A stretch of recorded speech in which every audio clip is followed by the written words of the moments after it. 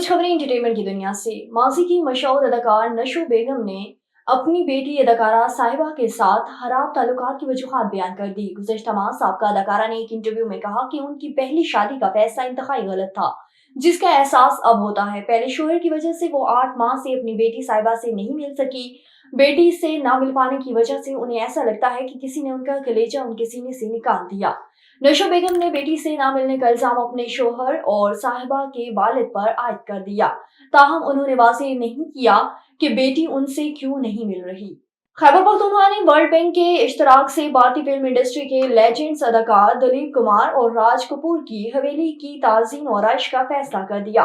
Director archaeology doctor Abdul Samad के मुताबिक दोनों घरों की बहाली के लिए वर्ल्ड बैंक पैसे फराहम करेगा और घरों की बहाली के लिए 200 मिलियन रुपए का तहमीना लगाया गया। डॉक्टर अब्दुल समद ने बताया कि मंसूबा का एक प्रोजेक्ट के तहत मुकम्मल किया जाएगा और मंसूबे पर आइंदा 4 माह में काम शुरू किया जाएगा।